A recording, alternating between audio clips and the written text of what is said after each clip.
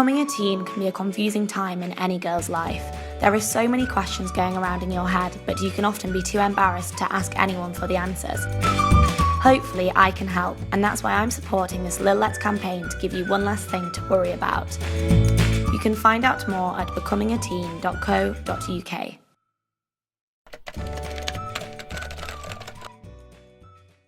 Growing up, I was really unconfident. I was probably the least confident person in the world. I only really got confident when I went on French exchange, and I remember my first boyfriend saying to me, "Oh, you don't speak to my parents, you're so shy," but I just physically had no confidence. But going on French exchange and living with a French family for a week, totally out of my comfort zone, really made me a bit more confident, and I was like, oh, I can speak now. And then obviously now, because I do YouTube and I meet people, I feel like confidence is something that comes with age. So if you're not confident, don't worry, because I was so unconfident. And I do actually think going out of my comfort zone like that, I was forced to speak, and then I kind of blossomed, I guess, and kind of started to speak a bit more. So that does come, confidence is something that comes, and I wouldn't even push it or force it. Like, you don't need to be overconfident, just be yourself.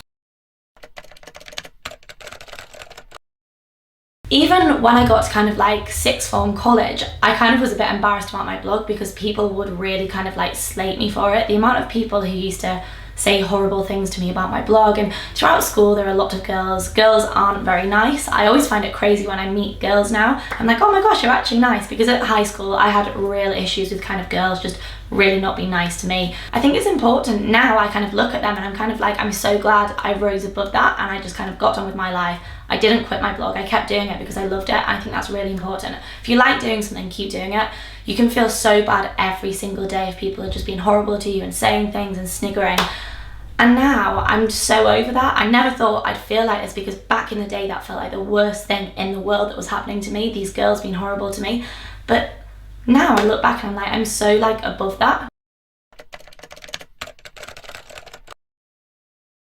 Everyone's pretty much been through something where someone has been horrible to them at school. In a way, I'm really glad that happened to me because it shaped me as a person now. I feel like back then that was the most important thing. There were days when I didn't want to go to school, but my mum said, you're going to school and you are facing these girls, you're not going to let them win. And I did, and I'm fine.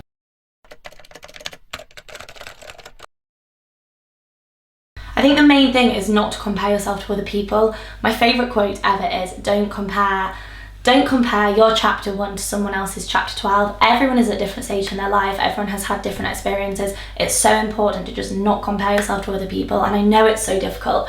I do it all the time. I scroll through Instagram, and the way I look at it, I am me. This is who I am. This is who I'm always going to be.